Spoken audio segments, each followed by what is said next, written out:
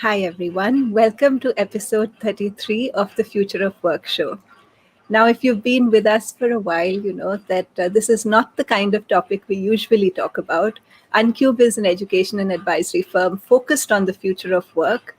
However, we're living in extremely challenging times, and there are concerns and questions which are uppermost in all our minds.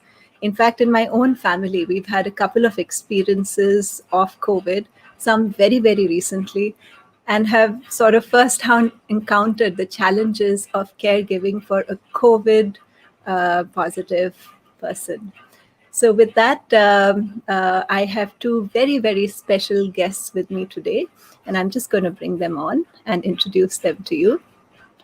My first guest is Bhavana Issar. Bhavana Issar is a postgraduate from XLRI.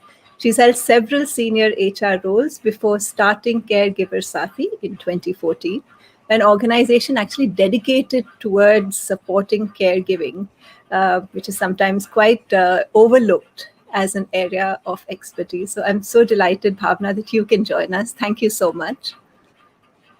And my next guest is Professor Sujata Sharma.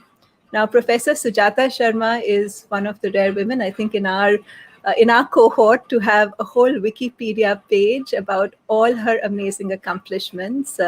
She is a professor of biophysics at the All India Institute of Medical Sciences. Her research has been published in over 150 scientific journals. And she's also the author of 3 books, quite a prolific writer. I think every second or third year, she's been coming up with a book over the last 4 years. And her last book, in fact, was on the COVID experience of doctors, and it's called Warriors in White. And I think Bhavna has just dropped off. I'm hoping that she'll be able to join us really, really quickly. So with that, let's start off the conversation for today. Thank you so much, Professor Sujata Sharma, for joining us. Thank you. Thank you, Dr. Nath. So one of the first things I'm going to ask Sujata, if I may, is that, one of the biggest concerns of a caregiver, particularly for a COVID patient, is, how do I stay safe myself? And, there are some COVID patients who are home isolating, and then there are others who are in hospital. So I'd love to hear your perspective on what is it that a COVID caregiver very specifically needs to do so that, they are personally safe through the process of caregiving. Shalini, I think if the person in question is in the hospital, then of course the role of the caregiver is minimal because you're not allowed inside the ward. But if the case is a mild case, then of course you have to undergo the home isolation and you have to depend upon the caregivers in your home. So, if you actually see, there could be 2, 3 scenarios. The first scenario is that the person who's got COVID is absolutely healthy, since he may be just having a mild disease, but he still has to isolate himself, wear the mask all the time, and isolate himself or herself in a room where he can have his or her own bathroom facilities. So that was one scenario. The other scenario is that you are uh, in a room, but the bathroom is common. And the last scenario is that you can't isolate that person in a room. You have to share the room. So I would like to just go about all the 3 scenarios. So supposing he or she has his own room with his bathroom, then all you have to do is that you have to just provide food and fresh clothes and things like that, and make sure that when you are handling his or her used clothes or maybe plates or knives or fork, then you have to constantly wear gloves and you have to wear a mask all the time in your house also, because now recently a new advisory has come that you have to wear a mask inside your house because you never know who's COVID positive. So if you have somebody who's COVID positive, then yes, you have to all the time wear a mask. And of course, if by some chance you are sharing a bathroom with a COVID positive patient, then you have to have an interval of something like half an hour before you enter the bathroom. And you have to keep the exhaust on, make sure it's properly ventilated. The last scenario is that if you are all sharing one room, then you have to make sure that the person is at least 6 feet away all the time and constantly be wearing a mask.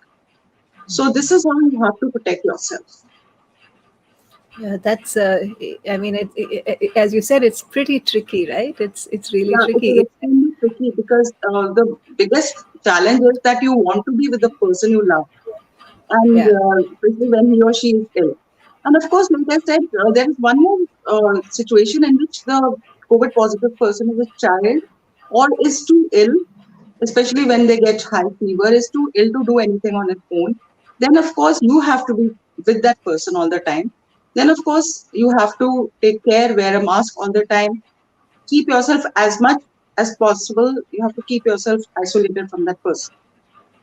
Sujata, we had a case in our home where a very elderly person was down with COVID, and Right. he was in home isolation, except that he Hmm. had a fall.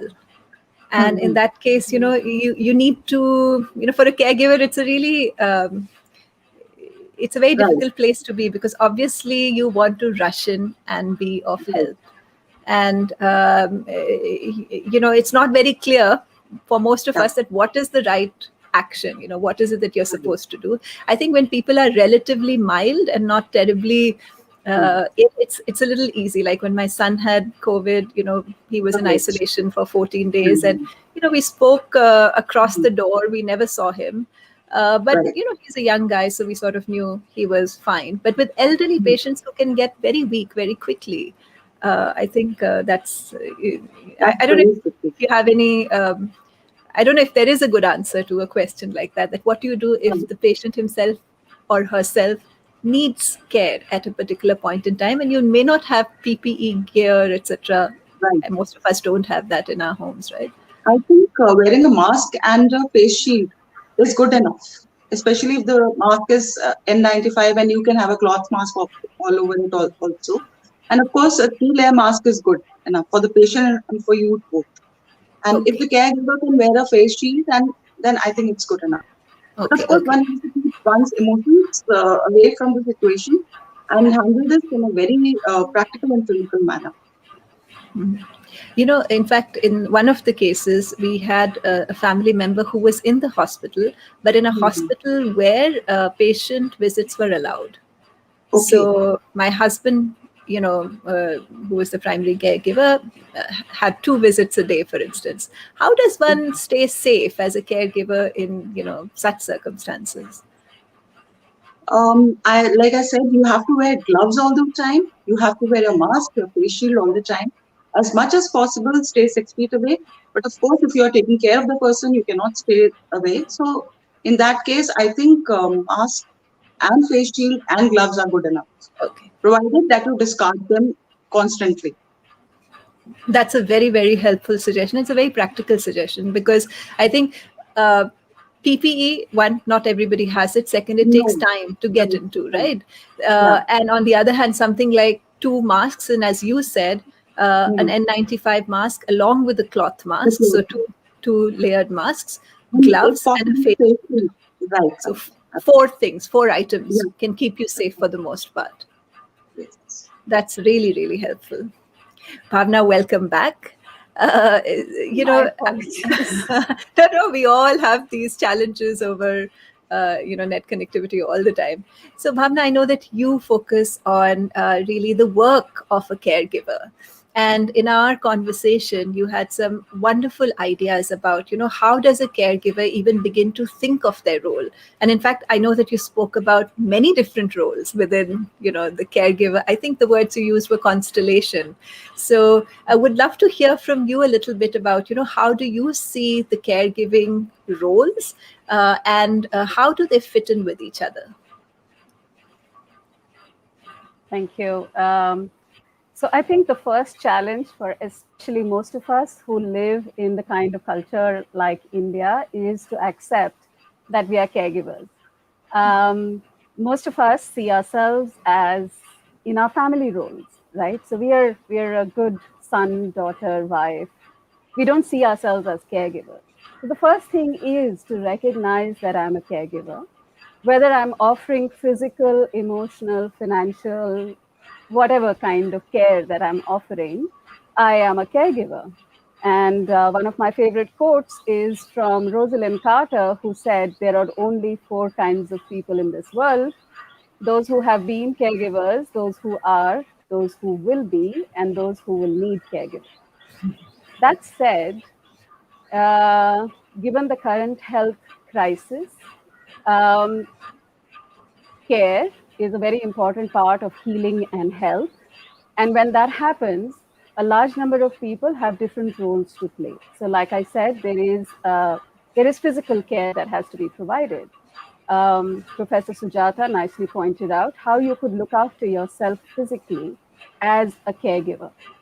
And there is the whole mental and emotional aspect of being the caregiver, and the anxiety and the fear and the sense of responsibility and duty that can impact you as well. So I think taking a step back and looking at what I call the constellation of care is to recognize, where are you in that relationship? The primary caregiver is usually the dyad, or the person who is directly in touch with the patient. So that's the dyad. And you could be a primary caregiver, or you could be a secondary caregiver, or you could be a well-wisher of a caregiver. So recognizing where you are in that constellation, I think, is the first step, to then be able to say, okay, what's my best role here? Yeah. So if I am the secondary caregiver, or if I am the well-wisher of the caregiver, then I have other things that I can support with. And I do think that in these times where everybody has the best intention to be helpful and to be able to reach out, sometimes we do it, we overdo it, and we pressure the primary caregiver for information without really wanting to do it like that. So I do Could you, think that, Bhavna, just explain the role of the secondary caregiver and well-wisher? I know because of our conversation, but I realized we didn't actually cover it in the last couple of minutes. So if you could just clarify what's the role of a secondary caregiver? What are they? Who is a secondary caregiver? to me, the primary caregiver is the one who is in close contact and is responsible for that patient's well-being on a daily basis. That's a primary caregiver. A secondary caregiver could be somebody who's long distance, for example. So many of us live in distributed families or nuclear families or our friends, etc. And currently with COVID, even if you are close by, you're not really close to the person, right? So anybody who is at a distance and therefore providing support from a distance, but is invested, to my mind, would be a secondary caregiver. And recognizing that I'm playing this role, but I am the one who's going to provide the care, will be secondary. The other is that I'm a friend or family of the caregiver, and therefore I'm the well-wisher, allows you to define the scope of how you're going to interact with that person. So if I'm the well-wisher of the caregiver, allows me to say, okay, maybe my best use of myself and my role here will be to get authenticated information for the primary caregiver, because the primary caregiver is under stress.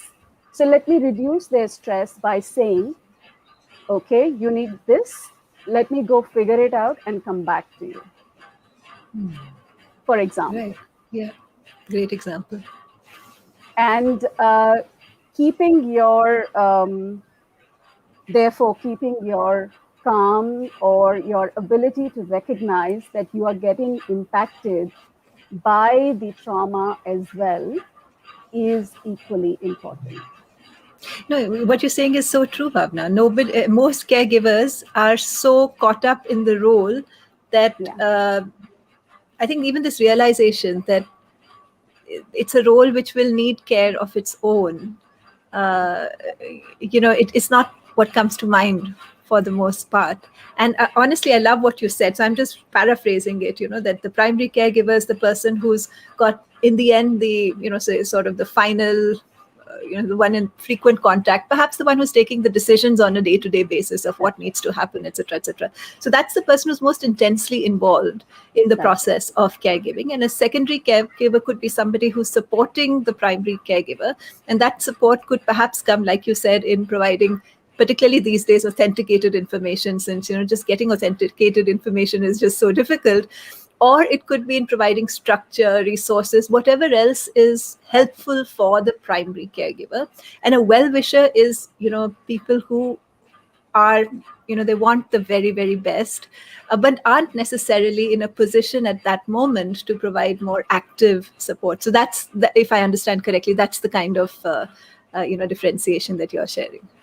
Yes, there are three kinds of well-wishers. One is friends, the second is family, extended family, and the third is workplace colleagues, who are well-wishers in different ways. And recognizing what your relationship is, and therefore what kind of a well-wisher you are, helps you define the role that you can play and the kind of support that you can offer to both the primary caregiver and the patient and the rest of the system. So I think, well-wishers have a very big role to play. Caregivers, like you said, are in the thick of the emotion and unlikely to be able to take a distant view. They are also emotionally invested. So they are caught with fear, pain, helplessness, sorrow, and guilt and anxiety. And while all of that is on there, it's very hard to discern which one is catching me at this time. To be able to then be, able to access what is the right thing to do at this time. One of the top 5 dilemmas of caregivers for terminal illnesses otherwise is having access to that information that I need for quick decision making. Very often, caregivers don't have access to that information. Notice today as well, a large number of people in their well intention are likely to forward 10 lists saying, oh, I found this, find the oxygen concentrator here. But what is really happening is that you get 10 numbers, which might be verified or unverified, and is only adding to the stress of the caregiver. So the well-wisher could play a better role by saying, okay, let me sort this out and come back to you with 2 numbers that are verified, and that will be better support than just random forwards. I got this from another group, let me send this here. I mean, that is creating a lot of waste in our system. That's a really good point, Bhavana, and particularly today, because there is such a scarcity of verified, credible information, and frankly, that's part of the reason why we're having this conversation. That most of us don't know where to go to, where the right answers are, and there are WhatsApp forwards. I think every 10 minutes, with this list, that list, and people who've gone through that experience of calling numbers will share that most of them are duds. So that's a huge amount of, energy, time, and frustration. So That's right. I like what you're saying, that, the moment you identify whether you're a primary caregiver, a secondary caregiver, or a well-wisher, it helps you define what's the role that you're going to play in this entire process. And perhaps what you're saying is that part of the role is in supporting the primary caregiver himself or herself in what they're doing and thinking about how can you make their job easier so that they're able to do what they need to do best. Yeah, I do That's think that really, there really are a helpful. couple of areas where people are volunteering as well. So instead of indiscriminately forwarding unverified information on WhatsApp, it might actually be a better utilization of your time to sign up to one of these volunteer programs and channel your energy in a specific way, Right, for right. example. Very helpful, Bhavna. So, Sujata, I'll ask you a question which is top of the mind for particularly a COVID caregiver. We know that the reality is you know, our medical professionals are so overstretched at this point in time. And I don't know whether this is correct or not, but a few days back, someone said that there are 200 patients per doctor at this point in time. So whatever is the actual number. So one of the realities is, and one frankly that we personally experience, that because doctors are so overstretched, it's hard for a caregiver even to get access to them. And, even getting any, medical opinion is very, very hard. So for instance, in our case, just meeting the doctor meant waiting for 3 or 4 hours every day, and the meeting might be like 2 minutes and some days not at all. So, there is this whole challenge, which is true today and may not be true in, regular times, where even getting feedback or, what's the next step, what's your perspective is extremely hard. So caregivers feel this, much, much more heightened responsibility that, we have to watch out for our loved ones, because the medical staff is overstretched. They do not have the capacity to focus on him. He's the only he or she is the only person we're focused on. They're focused on, say, whatever, 100, 200 people. So when would you know as a caregiver that something, you have to raise the alarm, something has gone wrong and which might be missed? And if you could share this both from the perspective of when the patient is in a hospital and when you are responsible as a caregiver at home. So, Shalini, it's like this that COVID is basically a mild disease for most people. In at least 85 to 90% of the cases, it is self limiting and it gets resolved on its own. If you have some basic medicines like paracetamol, and you don't need to self medicate that much. So you just need hospitalization in the case of 10 to 15% of cases, and those are the cases which could be severe. And it's only in case of 5% that you actually need to go to a ventilator. So I feel that one has to be totally, one should not immediately raise an alarm the moment you get your test report and it says positive. What is mostly happening is that people are getting very, very stressed out the moment they see COVID positive. They feel this is it, this is the end. Actually, if you see, most cases are just getting sorted out themselves. So what you have to do is that you have to provide the COVID positive patient with a thermometer and with a basic oximeter, with which he can just keep on analyzing what his oxygen saturation is all about. He has to just keep a watch on his temperature and oxygen saturation, and that is all. Nothing else. There is no point of worrying too much about the lab values, getting tests done. It's not required. If your oxygen saturation is above 93, 94, it is not required. That means your body is coping well, it is fighting well, you're going to be fine in 7 days on your own. So all the what I did actually when one of my relatives was down was that she was of course self isolating. She was living in her own house, and we just made a WhatsApp group, and we just asked her to simply keep on telling us her oxygen saturation, measuring it herself, which is very simple, and they're just telling it to us after every 2 or 3 hours. That's all you have to look out. So it's only when your oxygen saturation is falling below 93 or so, or you're feeling breathless, or there's some heaviness in the chest, that is a time when you have to worry. And of course, you have to have a family physician who's accessible to you. There are a lot of physicians who are coming out, especially nowadays, and they are making themselves accessible. Even in government hospitals now, we are having programs in which they are available for a certain amount of time every day, and you can sign up with these hospitals. You can call them. The call lines are open, and you can.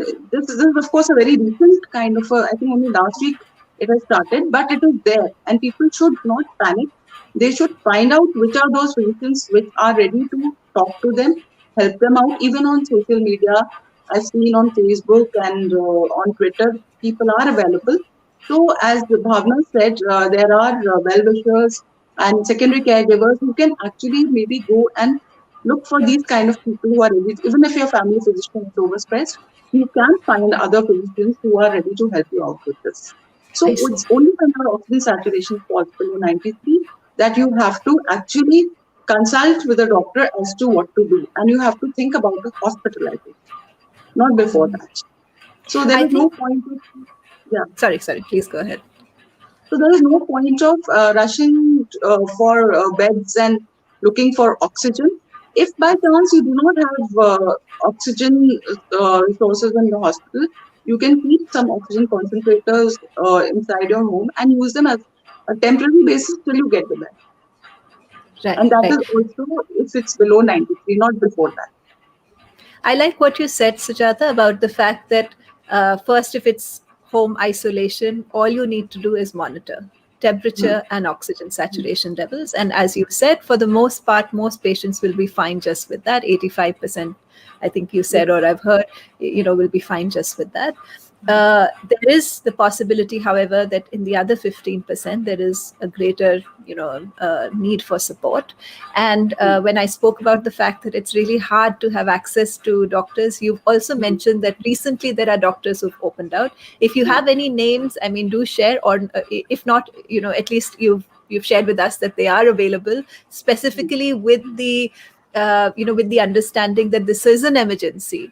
And there are many people who are really challenged to even get advice. I do know that there are some support from some of the medical hospitals which have started. I believe Max has started one where there are virtual consultations possible. So all of that might play a role in providing guidance. So I think that's really, really helpful. I also like what you said, that the next step, if oxygen does fall, is having an oxygen concentrator, because most people aren't clear what is the next step.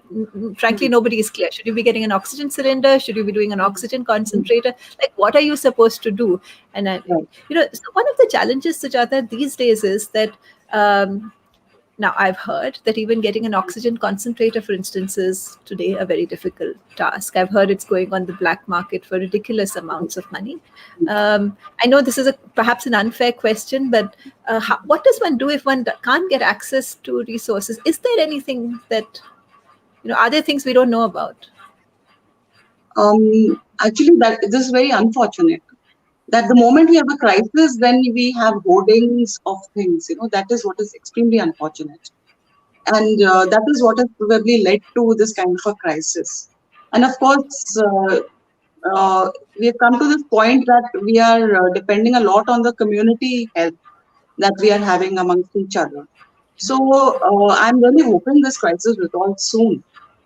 But right now, if it's possible, if you can get an oxygen cylinder or an oxygen concentrator, and that too for temporary basis till you get a bed. And of course, keep away from false information. Do not fuel the black market by buying things at a very, very high rate. But I know that these are desperate times, and you really cannot blame anybody. But what is sad is when people who are having oxygen saturation, say 98, 97, are holding oxygen inside their house. It is not required. Or they are using uh, some contacts to get a bed when it is not required for them. Maybe a more serious patient needs that bed. So this mentality of I me first and I what if something happens tomorrow? So let me hold this. We have to actually, as a community, get over this mentality. Each person has to do it. That's the only way we can resolve this. Well said. Although I completely recognize also the panic when it's your loved one and you do not have access, and the reason why people are willing to pay ridiculous sums. Not all of them have that money, but they're willing to Yeah. pay it because they feel, okay, maybe that will help, maybe that will save. When we don't have access to what's called an oxygen bed these days, I hadn't even heard that term earlier, or a ventilator bed. So that's one of the realities. I know, Bhavna, you were trying to say something. Please go ahead. So I think it's important to recognize how, as a well-wisher or a caregiver, what is, again, how is the anxiety getting the better of you, for example. I love the points that Professor Sujata made about taking stock of the situation and saying, do you really need hospital or healthcare services at this point in time? And allow for those who really have the critical need to access the emergency services, given especially that they are in such small availability. There is a decision point. There are some resources, for example, on our group where we have shared when and how to buy concentrators.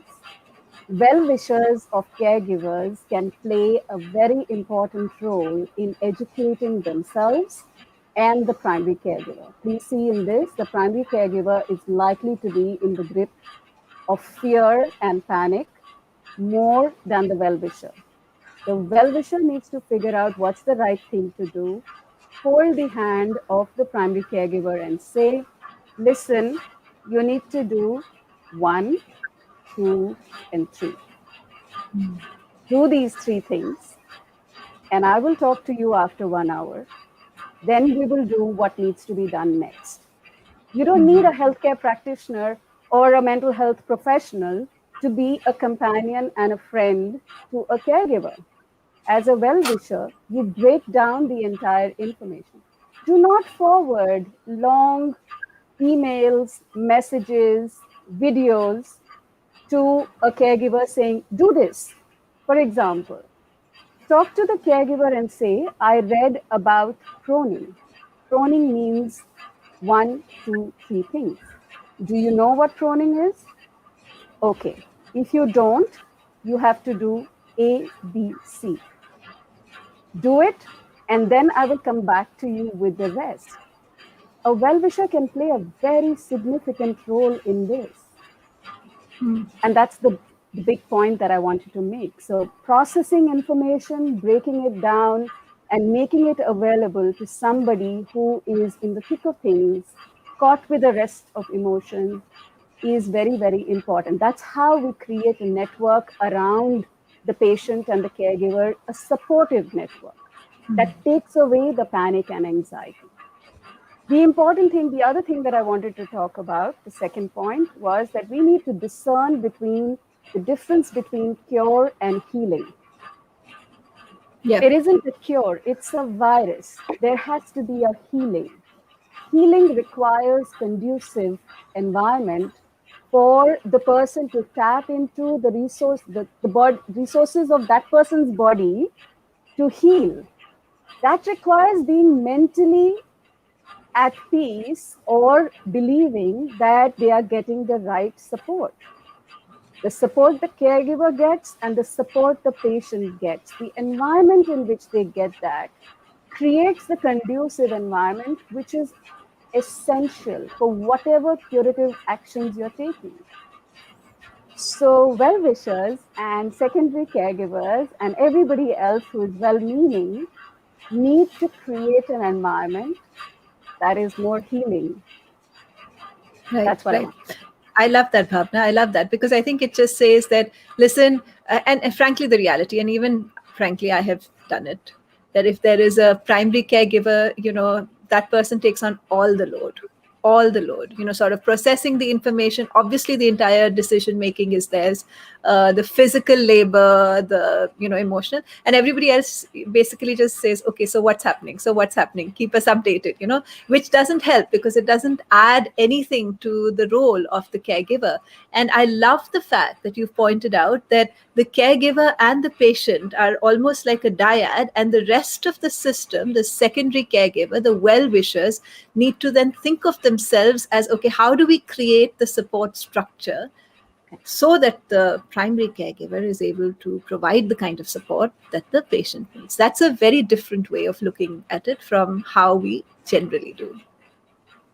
I'd I'm like to mention here, sometimes well-wishers need to actually be very specific in their ask. When they call in to ask for the patient and their well-being, and they ask, so how is so-and-so, please remember to ask, how are you? Because while the caregiver is looking after, it is worthwhile to check in on them. They might not answer, they might not say, I'm okay, mujhe kya hua hai, etc. But it's worthwhile asking them or checking in them how they are and giving them some space for that. The right. second, when you call in, say, how can I support you? Or ask, what is the most important thing that you need to do today? And how can I do it for you? So be specific about how you can help. Don't say, अच्छा कोई काम होगा तो मुझे बताना. Or, tell me if you have something to do. The caregiver is unlikely to be able to define a job or a task for you. No, I think that's a very specific, good practical tip that instead of saying like we all do all the time, right? Acha koi kaam ho to batana, which is like a general well-meaning thing that we are there for you. But of course, then what you're saying is that the emotional whatever load or the mental load of deciding who should do what lands on the primary caregiver, and they don't have the mental space for doing any of that. They'll probably rather say, let me do it myself. So to word the question as what's the next thing that you are working on, and then see if you can provide some support or help there, I think that's a very practical and a very actionable point. I'm just going to take a look at some of the questions. Ria, hi. My son had it 3 weeks ago. I had to prepare myself with steam, pranayam, vitamin C, and sunlight, even more in frequency myself. I think that sounds like a very good routine. Papia, hi. We are all caregivers in some form or the other. By recognizing this role allows us to plan an interaction with clear objectives of service. I absolutely agree. I think, in fact, Bhavana, that's one of the things I really liked about your, this idea of constellation, idea of different roles amongst caregivers, because I think it's really, really helpful to see where, I think in your words, where do you fall into within this constellation? I think that is very, very helpful.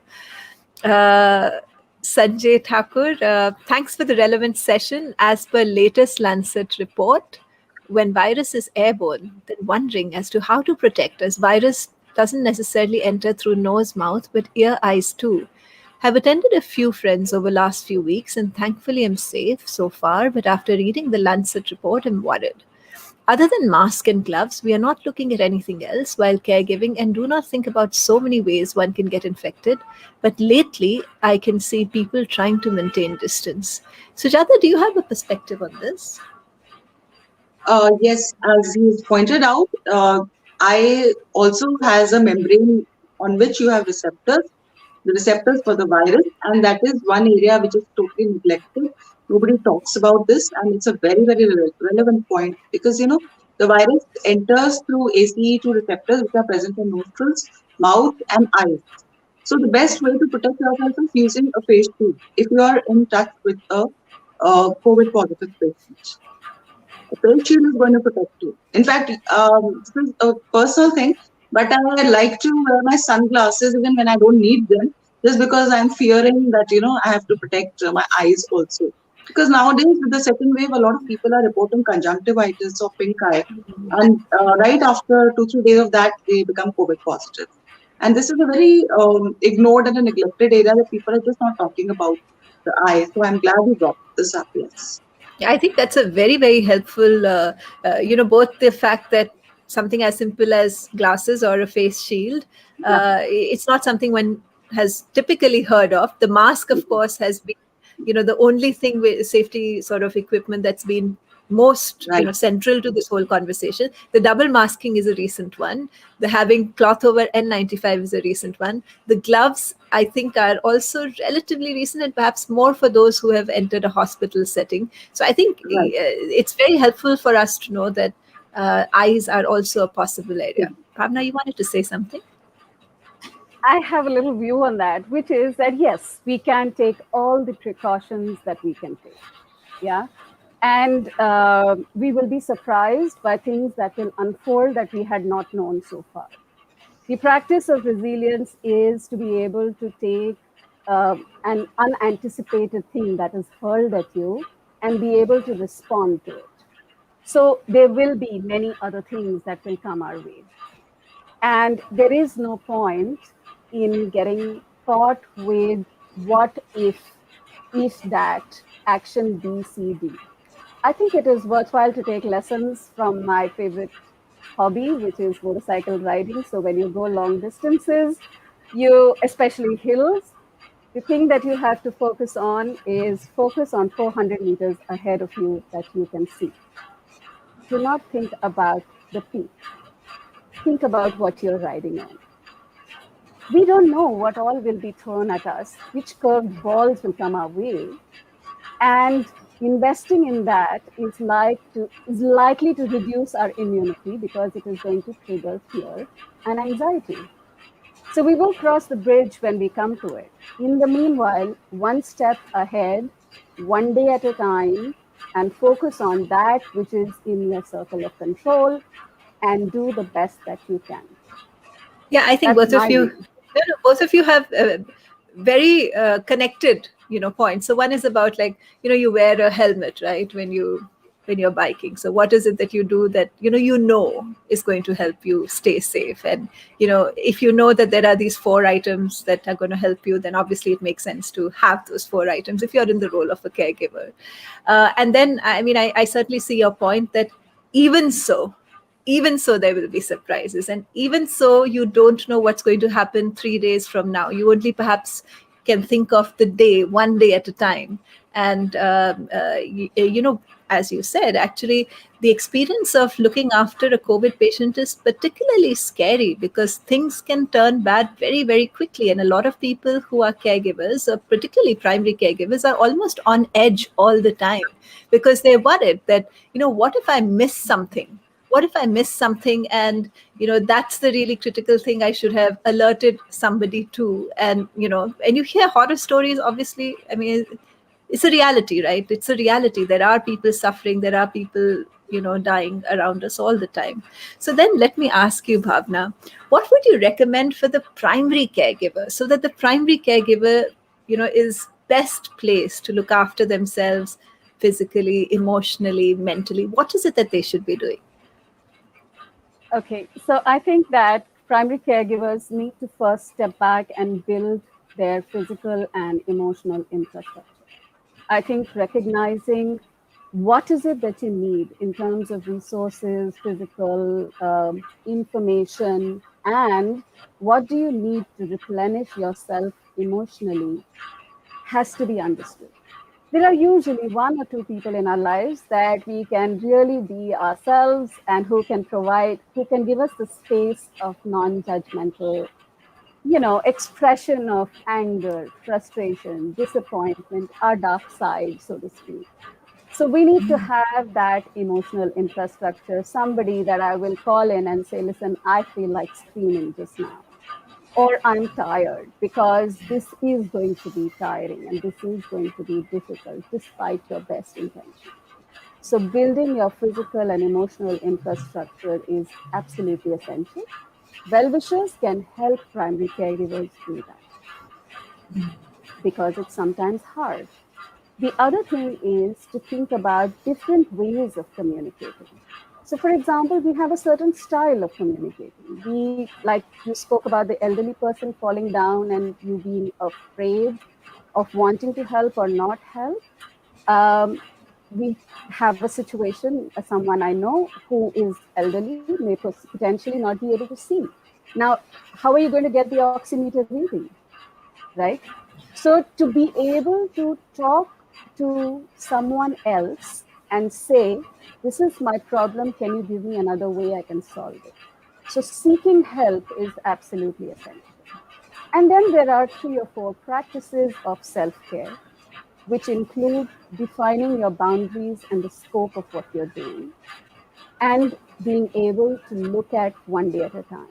So, for example, if defining the scope of your boundary of how you are interacting with means that you politely decline a few things, you say, I'm not able to take this call, or I do not want to answer this. These are good practices of maintaining your well-being and self-care because you are involved in caregiving. The next is having some practice which allows some ritual of starting your day and some ritual of ending your day. Because we are taking one day at a time, it is one unit. Start the day with whatever your ritual is, whatever your practice is. Do something for yourself and close the day.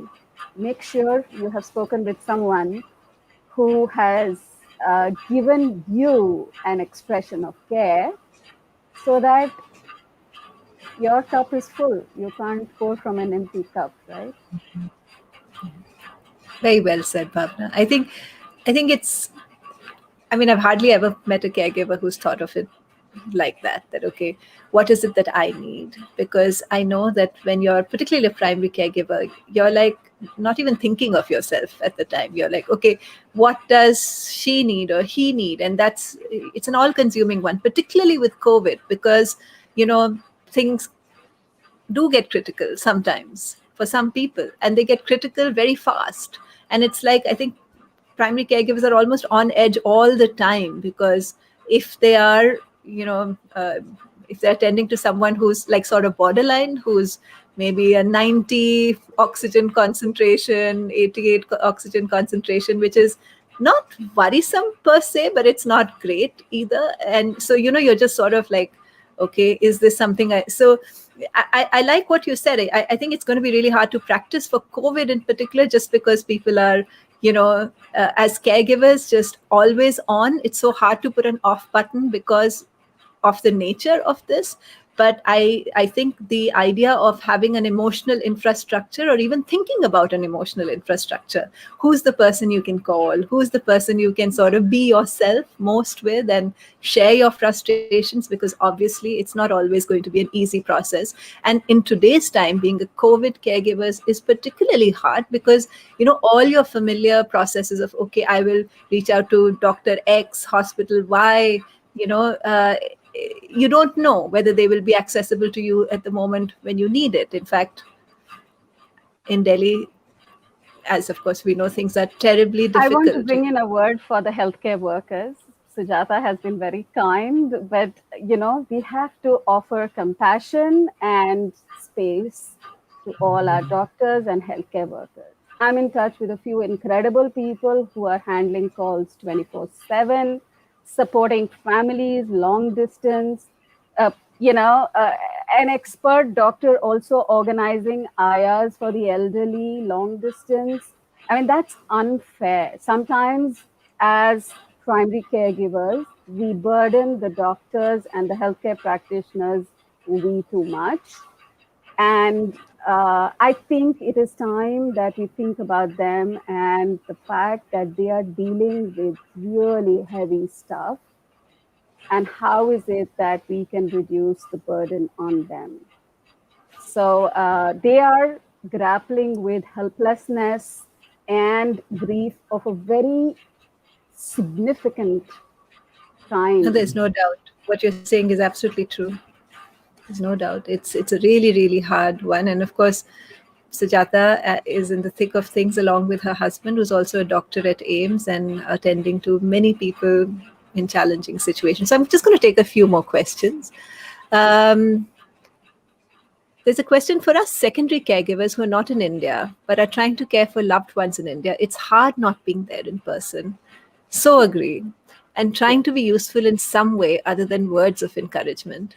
I think completely see your point. I like Bhavana's idea of, for secondary caregivers or well-wishers, this role of verifying information in today's environment, just because getting verified information is so hard. And if time zone isn't a terrible challenge, then maybe that's a very important role that one can play today. Gurleen asks, which is making people more anxious, the virus or the hysteria in the media? How to not be obsessed with watching news and glued on the phone for COVID news? Would either of you want to take that on? I think sorry, should I go ahead? Yeah. Yeah, you I go think ahead. Sujata started. Let Sujata Okay. go first. She just started. Yeah. Actually, I'll just tell you that this is something which we call infodemic. It's a pandemic of information, and mostly it's unverified. It is illogical. Like if the moment they get a COVID positive report, they start searching for remdesivir, when even though it is not required. In most of the cases, this drug is not required, but still they want to self-medicate, and that is what causes the maximum damage. Because then they want to hold it, they want to self-medicate, and it makes a course much, much worse.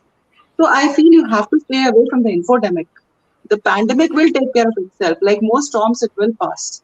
But if you are just going to make it worse by, second guessing everything, by not even trusting your doctors. I get so many phone calls when people they call me up and they say, the patient is having an oxygen saturation of 80. And I'm like, what were you doing for such a long time? No, we were just on WhatsApp, we were asking 100 questions. But you were not actually monitoring in a logical, in a structured way. You were not just simply looking at the temperature and the oxygen saturation. You were on the phone. You were watching the news. And I do feel there is a need for all of us to calm down and to understand this rather than just panicking and, predicting doom for the rest of us.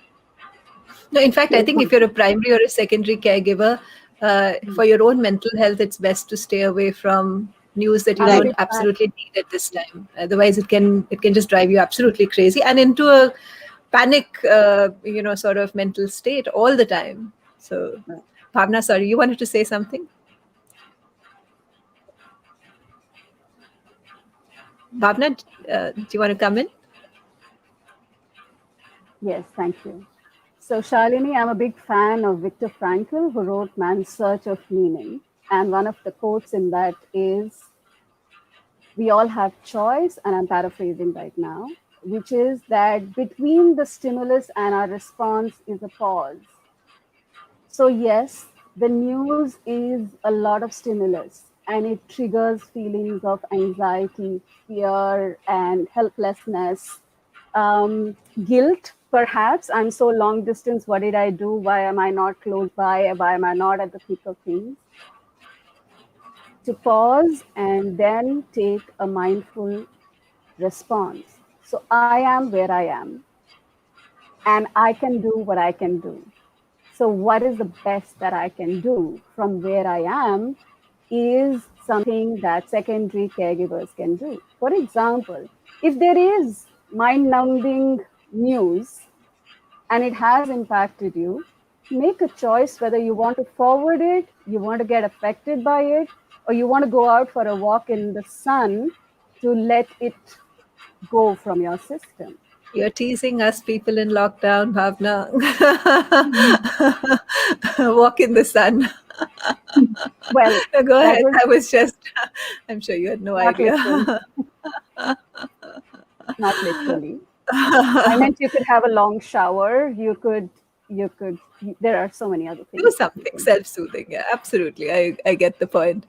Sanjay Thakur, there are advertisements about bionic sanitizer. Are these useful or sales pitch as people are rushing to buy all such products with slightest nudge from any source and feel worried? I don't know if anyone here would know anything. Do you know I think anything? I think soap and water is good enough. If we don't have soap and water, then a normal sanitizer with decent alcohol is good enough. You don't need anything more than that. Yeah, yeah. Um, Thanks, Ajay. Ajay says highly informative and relevant. Thank you. Nirmala says it's a tough challenge to convince chronic patients about COVID norms. At times, their happiness or comfort is more important than their safety. Is this the right attitude for a primary caregiver? It's a tough one. I think, Sujata, I don't know if you're the one who's better equipped to ask. So, if you're a chronic patient of something, I guess, maintaining COVID norms, do you have a perspective? I think the right counseling, as I said, that even if it's a chronic patient and he or she gets COVID-19, then of course there's a lot of panic and they are used to a certain kind of care, which suddenly they are deprived of because all of a sudden isolation is the norm and it's very difficult for them to actually come to terms with this. But I suppose processing of information, counseling is what works right now. Thank you. Thank you for that. So, Sujata, one last question from me actually to you. I know that you also have a YouTube channel and you have been sharing information that will be helpful about the COVID pandemic itself. So, if you want to share, how do people watch your YouTube channel? What's the name of that? And if you could also share your own predictions about, how this pandemic is going to play out. Okay, my YouTube channel is connected with my Gmail, so it's Sujata Sharma 1806 1806. That's also my date of birth, and it's like this that last year I had written a book, Warriors in White, in which I had written about my own predictions because I've been working on viruses and bacteria for the last almost 25 years, and coronaviruses are very very tricky. They are absolutely would should I say they are con men? They're the con men of viruses.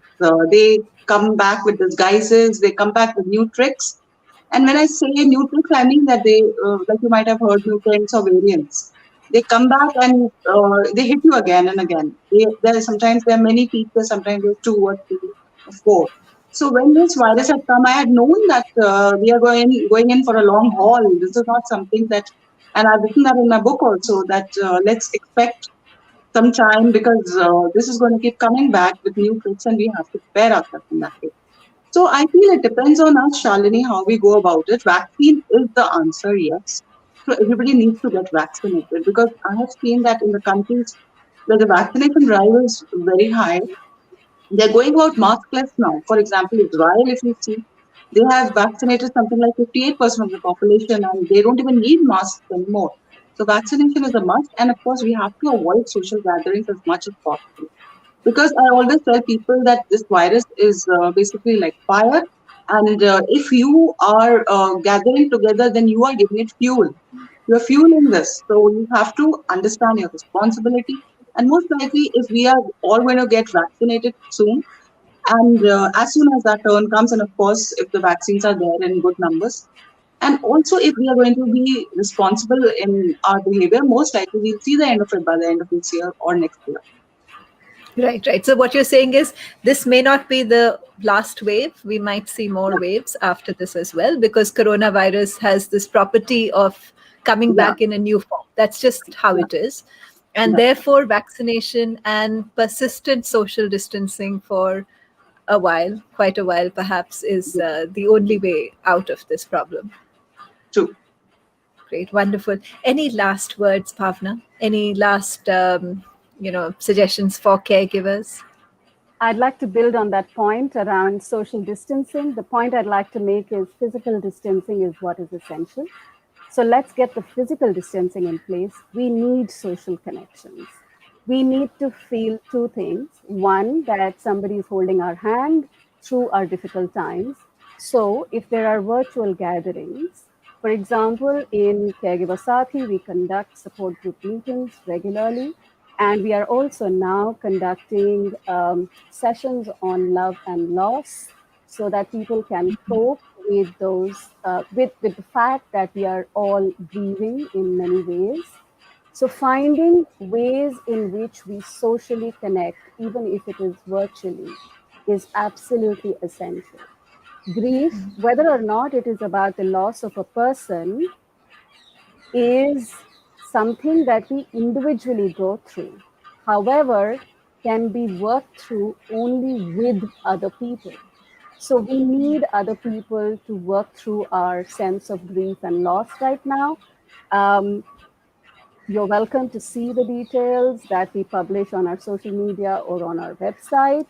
The second thing is we are running a very extensive volunteer program with people from all over the world volunteering for authenticating information for family caregivers. So the access to medical facilities and any other services, there is a volunteer program that you can have access to should you want to contribute. That sounds wonderful. So I think we're at the end of the hour. I must say we have two amazing women today, and both of whom you can follow individually. Sujata has, besides being an author, she has her own YouTube channel now, which makes her, ideas all the more accessible. Bhavna's website, her, groups, support groups, information, articles, etc., are also worth following. So thank you both so much. Thank you for all this helpful information. I think I love the combination of, what does it take to stay physically safe, along with what does it take to be emotionally and mentally resilient to what's going to be, as you said, Sujata, a pretty long run. And I think that's all going to be helpful information for all of us. I'm also hoping that this will help all of us who will be either well-wishers, secondary caregivers, or even sometimes primary caregivers, maybe multiple times through this long run of COVID, will have a better idea of what to do to support the primary caregiver.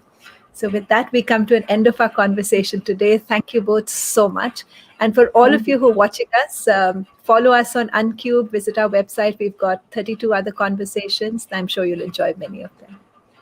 Thank Thank you. you so much, Shalini. I really appreciate your setting this up.